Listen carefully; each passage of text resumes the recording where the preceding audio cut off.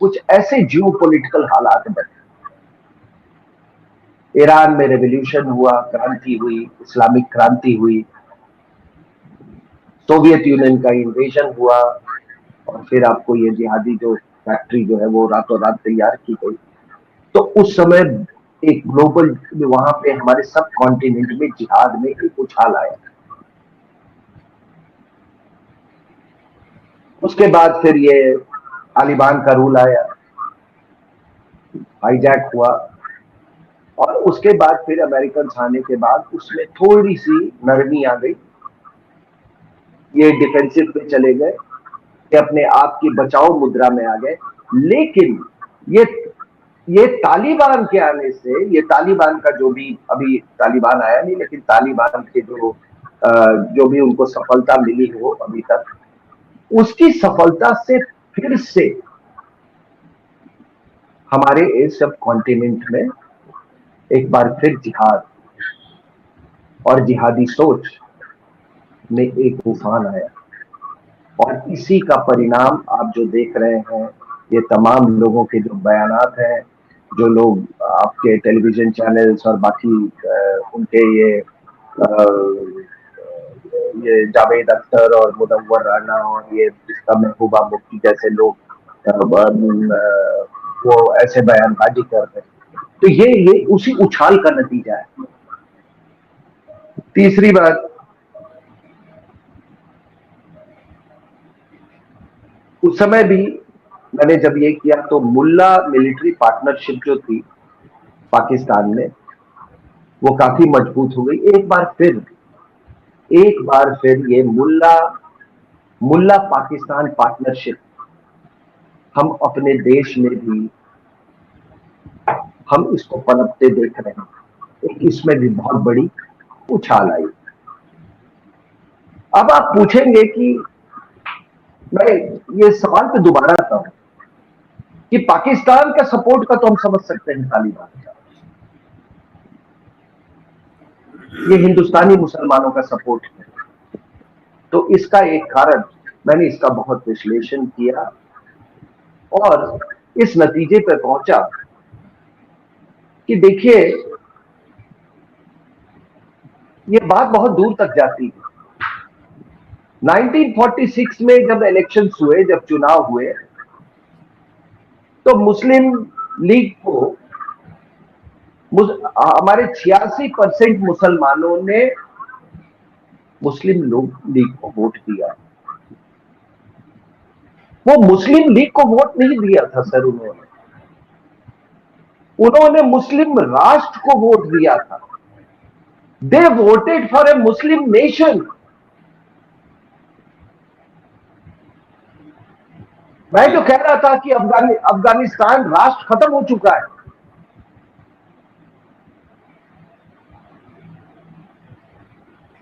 तो ये उन्होंने, राष्ट्र, स्टेट और नेशन में जो फर्क है, उन्होंने मुस्लिम नेशन के लिए उन्होंने वोट दिया था।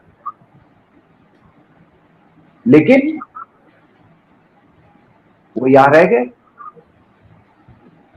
रह गए और संविधान के अनुसार, कानून के अनुसार वो यहां के नागरिक बन गए। वो हिंदुस्तान स्टेट के कॉन्स्टिट्यूशनली, संवैधानिक रूप से वो नागरिक तो बन गए, लेकिन वो हिंदू राष्ट्र का हिस्सा नहीं बने, हिंदू नेशन का हिस्सा नहीं बने। आप इसमें ऐसा कह सकते हैं कि भारत के संविधान ने उन्हें यहाँ का नागरिक तो बनाया, स्टेट के नागरिक बने, लेकिन राष्ट्र की भावना पाकिस्तान के साथ रही। बिल्कुल सर, बिल्कुल बिल्कुल बिल्कुल बिल्कुल। तो उन्होंने उन्होंने कभी भी वो हिंदू राष्ट्र का हिस्सा नहीं रहे, वो हिंदू स्टेट का हिस्सा जरूर बने, क्योंकि संविधान उनको ये इजाजत देता है। तो ये आज जो मुस्लिम राष्ट्र, मुस्लिम नेशन का जिम्मा जो है, इन्होंने समझ लिया कि अब ये पाकिस्तान स्टेट के पास। आप समझ रहे मेरी बात? जी जी जी। तो Muslim Pakistan as a Muslim state जो भी तय करता है मुस्लिम नेशन के तहत वही यहां के मुसलमानों को मानते हैं। जैसे कि उन्होंने डिसाइड कर लिया, निर्णय ले लिया कि तालिबान हमारा प्रोटेजी है, वही हमारा ये है, वही हमारे लिए सबसे लाभदायक है, वही उम्मा का सबसे बड़ा एक बीकन है, वही हमारा सबसे बड़ा इंस्ट्रूमेंट है। तो हमारे यहां वे मुसलमानों ने मान लिया कि जो पाकिस्तान का इंस्ट्रूमेंट है, जो पाकिस्तान का बीकन है, जो पाकिस्तान का के जिहादी हैं, वो हमारे भी जिहादी हैं। पाकिस्तान ने कह दिया कि नहीं, यूगुर मुसलमान जो हैं वो हमारे इंस्ट्रूमेंट नहीं है, वो अभी फिलहाल हमारे उम्मा का हिस्सा नहीं है। वही मैं जो कुरान की दुकान और मैं जो जो जो शरीयत जो का मूड मैं उसकी बात मैं कर रहा हूं कि उन्होंने कहा कि यूगुर मुसलमान नहीं, तो हमारे यहां लोगों ने कहा कि नहीं, यूगुर मुसलमान वाली बात जो है वो पाकिस्तान स्टेट यानी कि मुस्लिम राष्ट्र के अनहित में है, इसलिए हम इस पर कुछ नहीं बोलेंगे, इस पर हम चुप रहेंगे। जैसे ही आप इसका जिक्र करेंगे तो हम आरएसएस का नाम ले आएंगे। तो इसलिए दूसरे शब्दों में जो पाकिस्तान का स्ट्रैटेजिक इंटरेस्ट है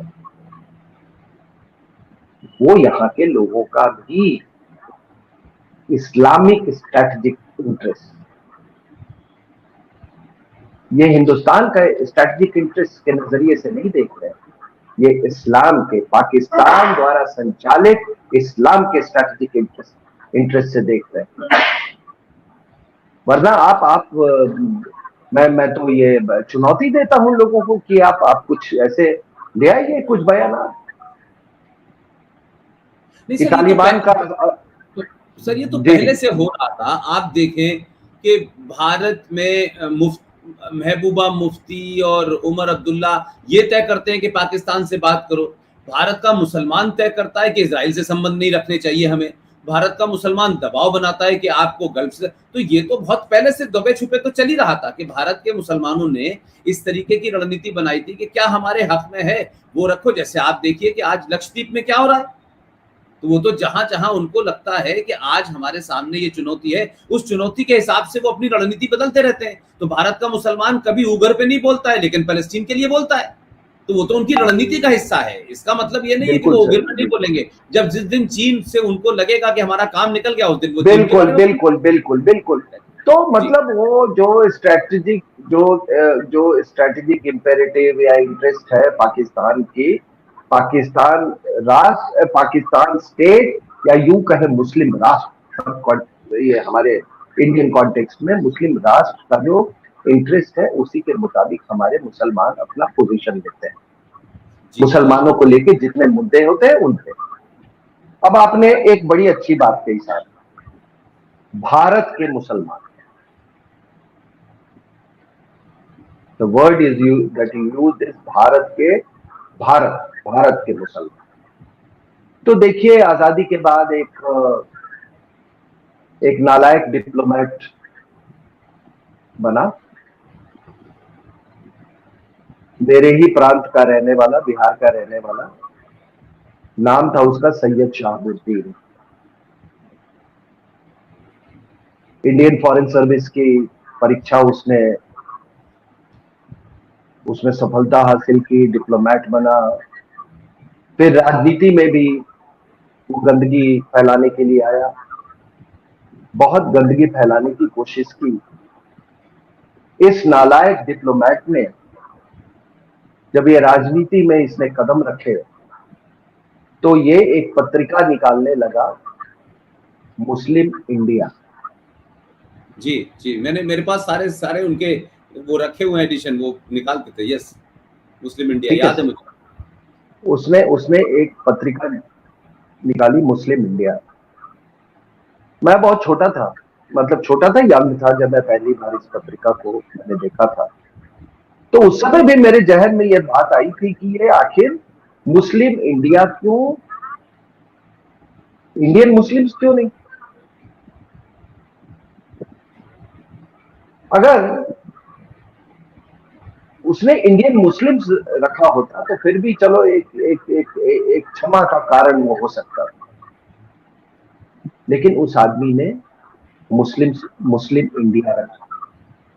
यानी कि कहने का मतलब there is a Christian India, there is a Parsi India, there is a Muslim India, there is a Shia media, there is a India, there is a Ahmadiyya India, there is a, ये क्या है साहब ये? अब मैं आपको, जो आप कह रहे हैं उस वो भी तो ये कर सकता था,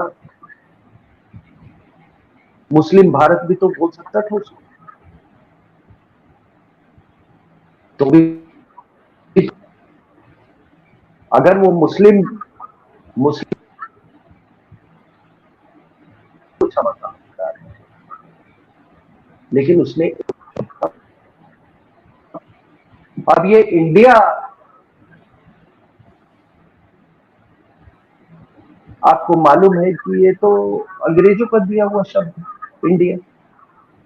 जी। ये तो अंग्रेजों का दिया है। अगर आप अंग्रेजी का शब्दकोश निकालें और आप उसमें अगर देखें कि ये इंडियन का मतलब क्या होता है, तो अमेरिका के जो मूल निवासी हैं, east Indies, West Indies, Africa, Australia, उन सबको इंडियन कहा जाता है। और उनको इंडियन कहने के पीछे एक बहुत बड़ी मंशा थी कि ये लोग जो हैं, ये अनसिविलाइज लोग हैं, हमसे इंफीरियर रेस है। तो एक तरह से उन्होंने आपकी पहचान छीन ली और आपको एक नया आईना दे दिया। अब इस इंडियन शब्द को हमारा संविधान जो है वो कहता है कि शुरुआत में ही कही इंडिया दैट इज भारत। अब आप बताइए कि ये कौन सा ट्रांसलेशन हुआ साहब? ये उल्टा होना कौन सा चाहिए। शब्दकोश हुआ? हा? वही कह रहा हूं, India that is Bharat. I agree. ये कौन सा शब्दकोश है? ये कौन सा ट्रांसलेशन है? और इंडिया और भारत में बहुत फर्क है साहब। बिल्कुल जमीन आसमान का। जब आप इंडिया इंडियन बोलते हैं, जब आप इंडिया बोलते हैं तो उसमें से गुलामी की बू आती है।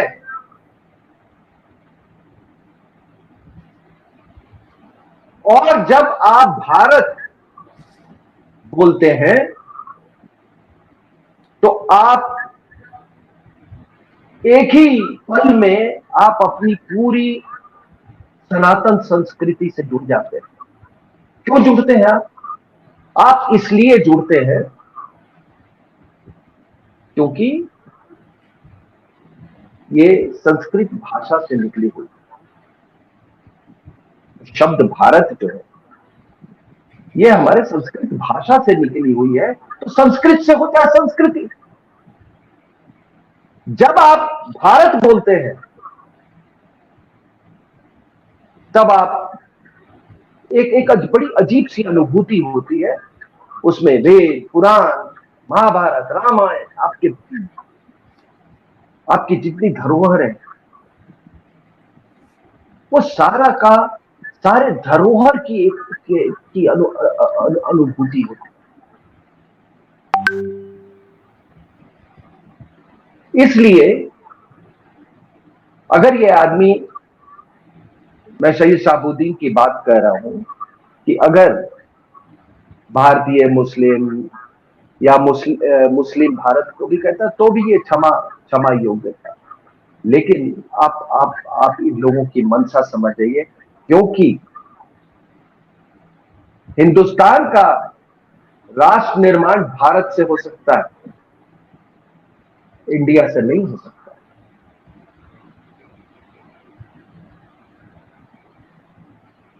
इंडिया से हम भारत इसका राष्ट्र निर्माण नहीं कर सकते। हमने तालिबान की नेशनहुड की बात की, झंडा बदल दिया साहब इसने अफगानिस्तान का। 8वीं शताब्दी में इस्लाम अफगानिस्तान आया, 12वीं शताब्दी में अल बुरूनी वगैरह ये जो ट्रैवलर्स थे, इन लोगों ने लिखा है कि यहाँ के लोग मुख्य रूप से एक बहुत बड़े संख्या है जो कि बौद्ध धर्म और हिंदू धर्म की अनुयायी है, और ये 14वीं शताब्दी तक वहां पर इस्लाम पूरा आ गया। तो मैं जिस अनुभूति की बात कर रहा हूं, ये अफगानिस्तान में ये तालिबान, ये कौन सी अनुभूति की बात कर रहा है? और ये कौन सा राष्ट्र है? तालिबान किस राष्ट्र को रिप्रेजेंट करता है? Do they represent Afghan nation? तो इसीलिए मैंने आपको जैसा कहा कि ये देश, हमारे देश का जो नेशन बिल्डिंग प्रोसेस है, जो निर्माण है, वो बिना भारत के नहीं हो सकता। This is a very poor translation, India that is Bharat.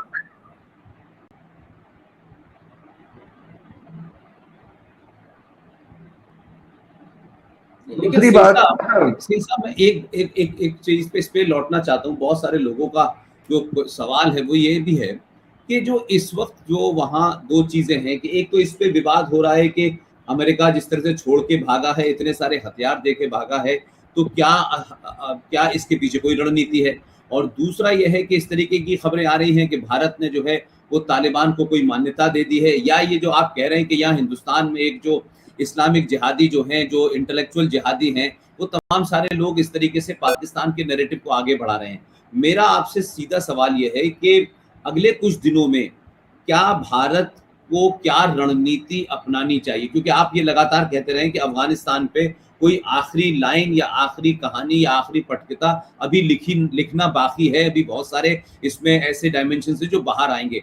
Bharat के लिए, भारत के लोगों के लिए जो एक चिंता का विषय है कि भारत में तो यहाँ बांग्लादेश के मुसलमान आके बस गए हैं, और यहाँ के सियासी लीडर जो दलाल हैं, जो बेसिकली सत्ता प्राप्ति के लिए अपने माँ बाप की भी बोली लगा सकते हैं, उन्होंने उनको बसा दिया है। म्यांमार के मुसलमानों को इस देश में राशन कार्ड दिलवा दिया गया है दिल्ली के अंदर। तो ऐसे में ये जो आएंगे, इस वक्त वही सिंपैथी वेव क्रिएट होगी जो सीरिया के जमाने हुई थी।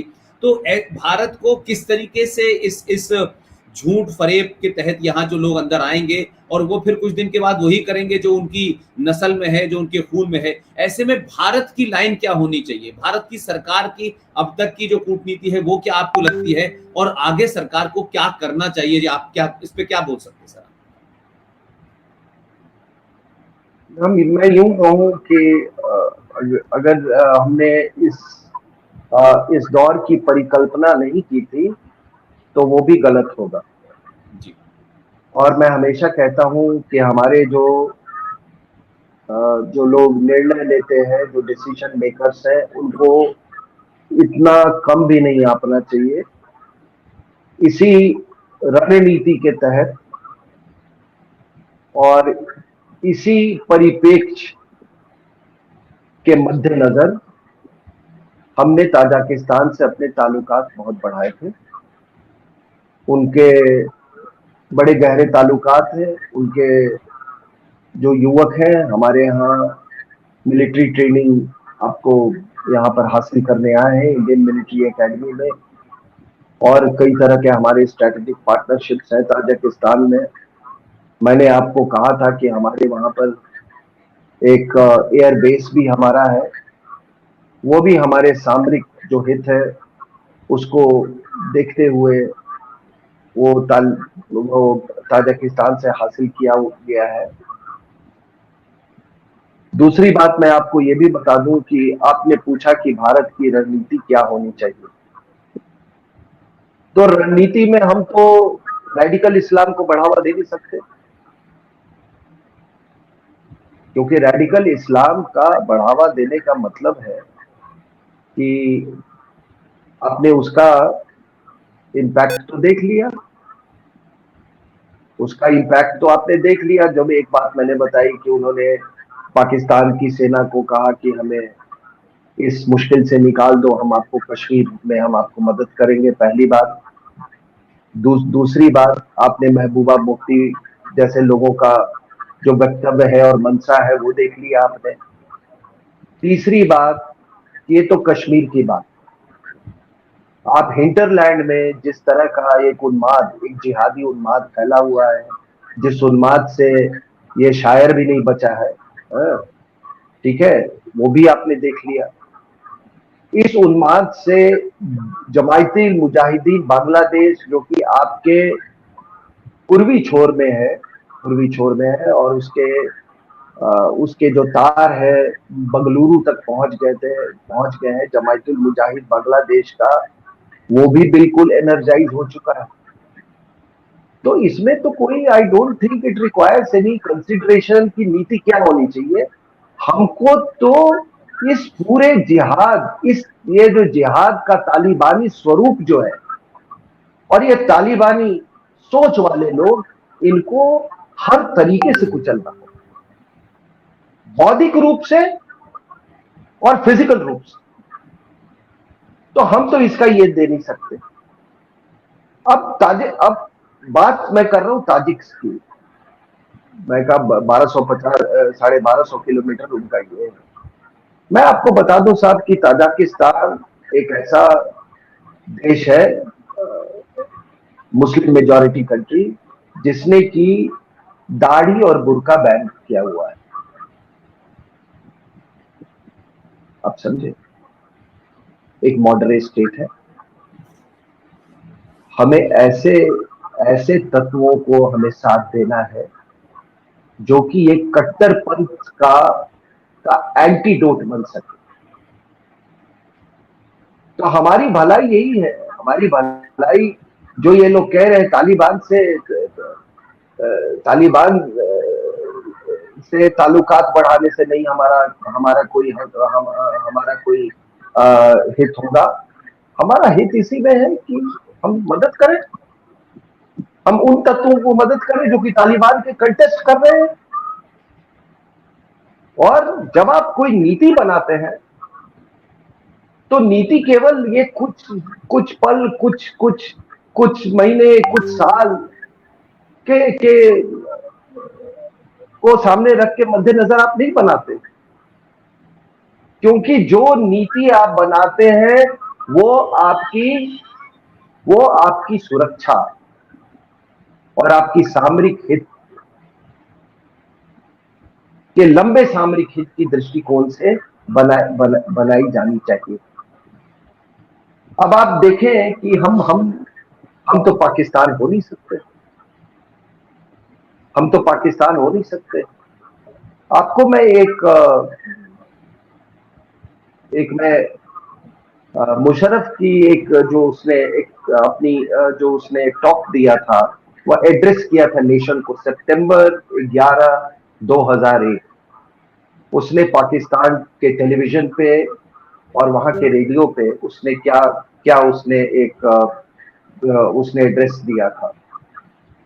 मुशर्रफ ने कहा, जब ये ट्विन टावर्स गिरे और जब उसको ये कहा गया कि we will bomb you to stone age, we are either you are with us और यू आर अगेंस्ट अस, उसके बाद मुशर्रफ ने जो एड्रेस दिया राष्ट्र को, उस संबोधन में उसने कहा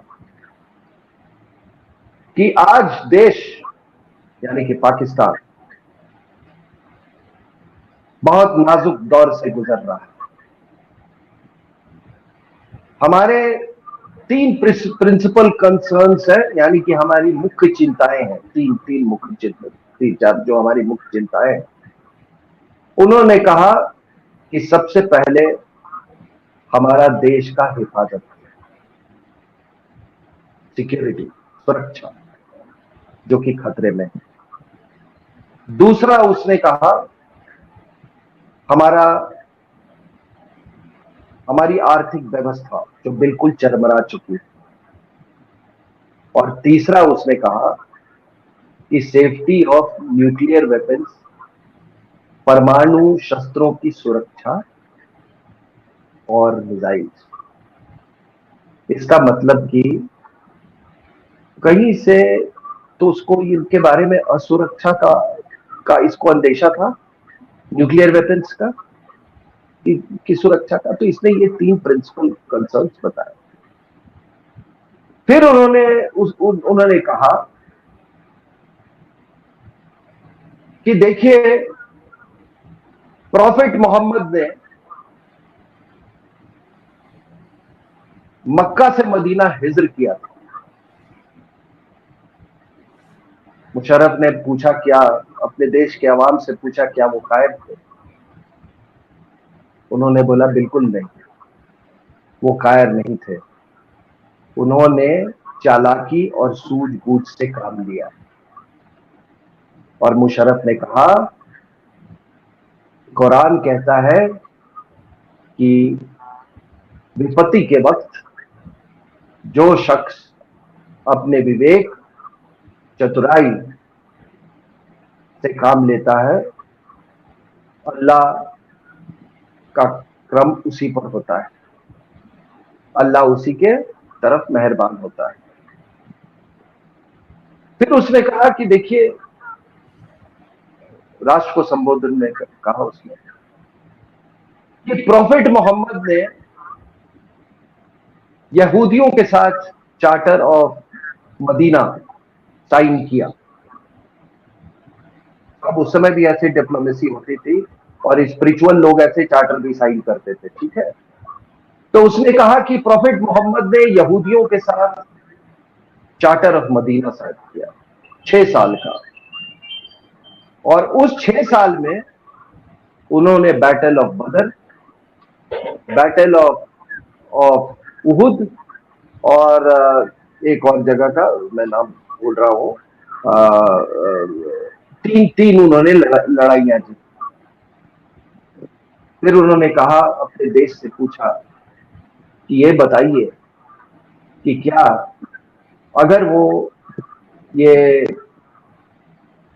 चार्टर नहीं साइन करते तो क्या कभी विजय, ये इन ये बैटल ऑफ बदर, बैटल ऑफ उहुद, इन पे कभी विजय संभव था? हाँ, बैटल ऑफ बदर, उहुद और खंदास, बैटल ऑफ खंदास, क्या इस पे कभी ये संभव था? वो बोला, बिल्कुल नहीं। फिर उन्होंने कहा कि एक वक्त ऐसा आ गया जब ये यहूदी लोग हमारे दुश्मनों से और भी मिल गए और इस्लाम के प्रगति से वो उनमें बहुत ज्यादा द्वेष की भावना ये हो गई। तब मोहम्मद साहब ने क्या किया? मोहम्मद साहब ने मक्का के लोगों के साथ एक ट्रीटी साइन किया। और वो ट्रीटी साइन करने के बाद उन्होंने यहूदियों पर हमला किया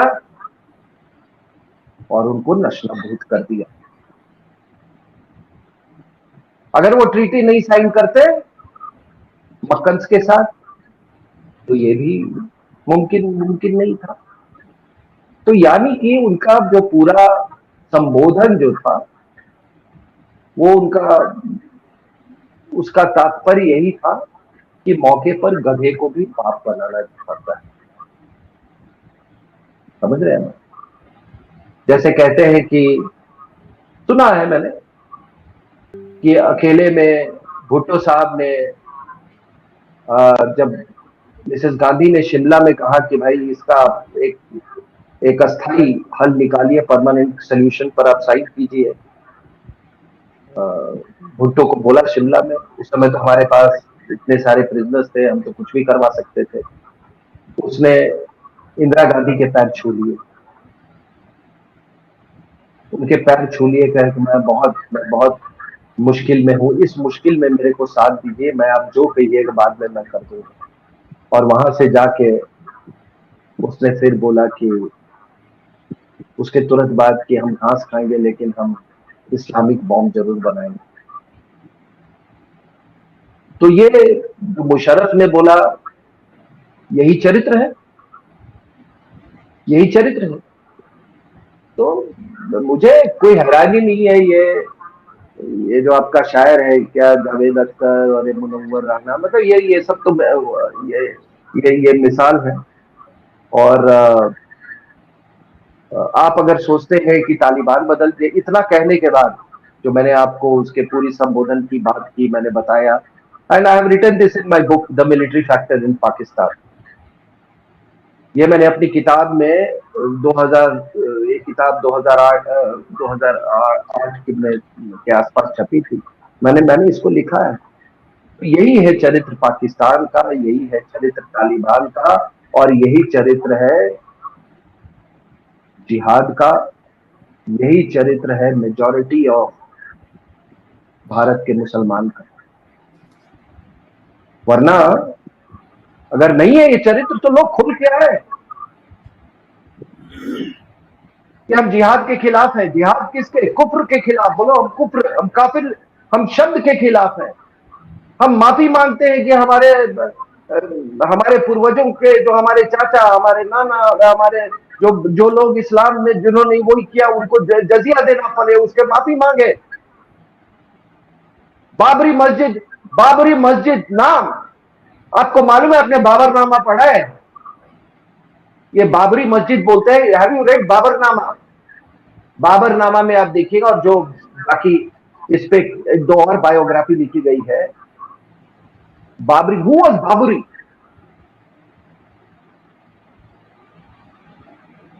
Babri was a young boy who was a key of Babur. वो उसके मोहब्बत में वो आदमी पागल है था। जिस आदमी ने, आप बाबरनामा पढ़ ले, जिस आदमी ने ये लिखा हो कि ये इतनी गंदी जमीन है यहाँ की, कि आबो हवा इतनी गंदी है यहाँ, मुझे तो अफगानिस्तान का तरबूज याद आ रहा है, वहां की वो याद आ रही है, और मैं नहीं चाहता कि मेरे मेरे जो मुझे इस नापाक, इस गंदे धरती पे दफनाया जाए। उसके नाम से आप कह रहे कि बाबरी मस्जिद शहीद हो गई?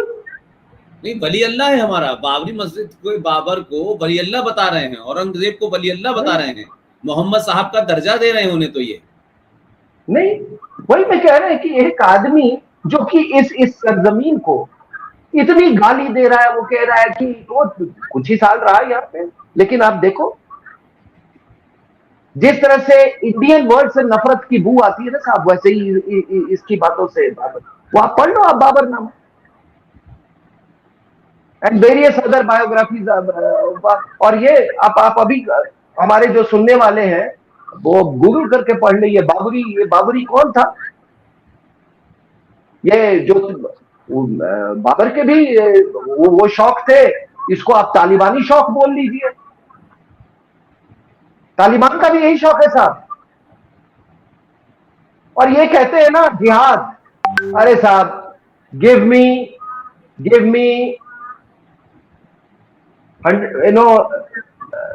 $10 million, give me 5,000 AK-47s, and give me some young boys and I can create another jihadi group in Afghanistan।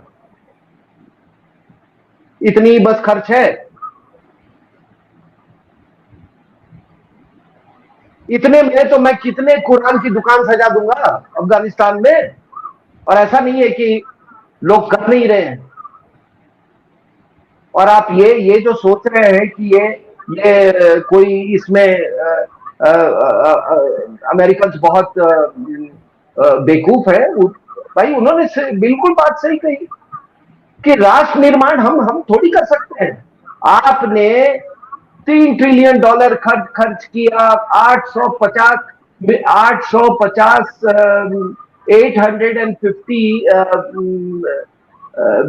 ये $मिलियन इन्होंने केवल इनकी ट्रेनिंग पे ये खर्च किया।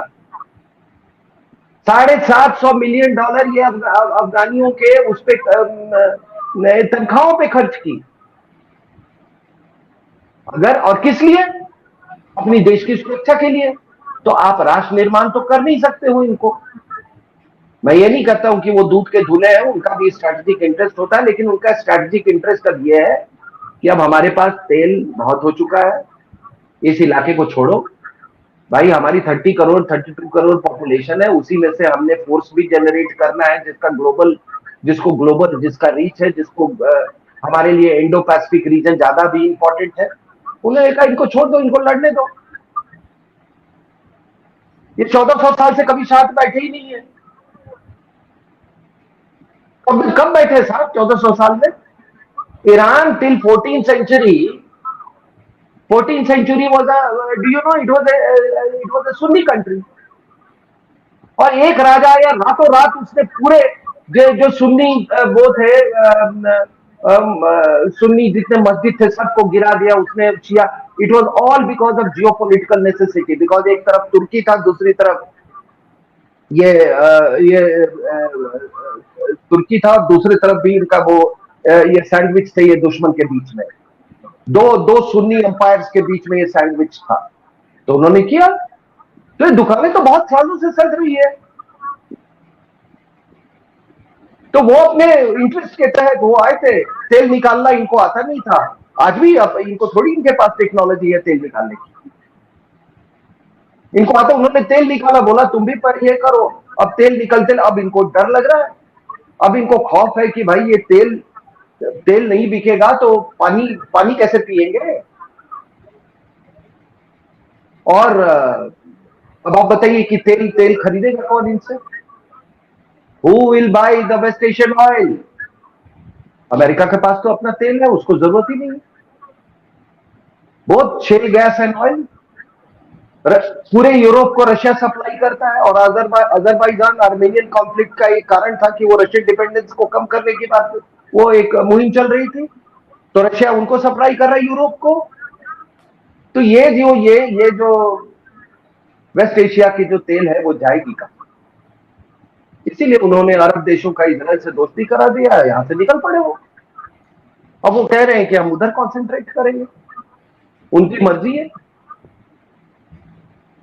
वो अपने स्ट्रैटेजिक इंटरेस्ट से चल रहे हैं, हम अपने स्ट्रैटेजिक इंटरेस्ट से चल रहे हैं। हमारा स्ट्रैटेजिक इंटरेस्ट इसी में है कि ये कंटेस्ट जारी रहे। और मैं अपने शब्दों में, मैं बिल्कुल मेरे शब्दों में कोई डुप्लिसिटी नहीं है और ना कभी होता है। मैं यहीं पे अपनी बात खत्म करता हूं। अगर कोई आपको सवाल है पुष्पिंदर जी तो आप हमसे पूछ सकते हैं। नहीं, मैं समझता हूं कि आपने करीब सारे सवालों के जवाब भी दे दिए हैं, और लोगों से शायद आपका ये भी कहना है कि अभी इतनी जल्दबाजी में जो राय बनाना है कि भारत को ये नहीं किया या वो नहीं किया, मैं शायद उसको इस तरह कह दूं कि देश के तमाम राष्ट्रवादी लोगों को इस बात का ध्यान रखना चाहिए कि सरकारें जब फैसले लेती हैं तो उसमें अंतर्राष्ट्रीय डायमेंशंस होते हैं, उसमें बहुत सारी चीज़ें होती हैं, कूटनीति होती है। लेकिन ऐसे में भारत राष्ट्र के एक एक नागरिक का जो इस राष्ट्र के प्रति समर्पित है, मैं उनकी बात नहीं कर रहा जो राष्ट्र के गद्दार हैं, मैं उनकी बात कर रहा हूं कि ऐसे में उनको अलर्ट रहना है, विजिल रहना है। बहुत सारी ताकतें इस देश में, उत्तर प्रदेश से लेकर के पूरे आसाम तक इस वक्त वो एक्टिव हैं। उनको कैसे उन पे निगाह रखनी है, ये देश के लोगों का काम है। सरकार और सेना का जो काम है वो कर रही है। सरकार विदेश मंत्रालय के साथ काम कर रही है, सरकार डिफरेंट एम्बेसीज के साथ काम कर रही है। बार बार हम सरकार से सवाल पूछें, उससे हम अपनी भूमिका तय करें। अपने पड़ोस में देखें कि कोई गद्दार, कोई ये जो बांग्लादेश के आए हुए मुसलमान हैं, ये यहाँ म्यांमार के आए हुए मुसलमान हैं, और ये वो ताकतें जिन्होंने अंकित शर्मा को मारा था, वो ताकतें जिन्होंने कमलेश तिवारी की गर्दन काट के हत्या की थी। तो हमारे यहाँ तो तालिबान पहले से मौजूद थे। इन सब पे निगाह रखें, यही इस वक्त सबसे बड़ी वक्त की जरूरत है, क्योंकि ऐसे हालात का फायदा इस देश में जो करोड़ों गद्दार हैं वो फायदा उठाएंगे, वो अनारकी पैदा करने की कोशिश करेंगे, इस देश की सत्ता के ऊपर से आपका भरोसा हटाने की कोशिश करेंगे, इस सत्ता को डिसमेंटल करने की कोशिश करेंगे।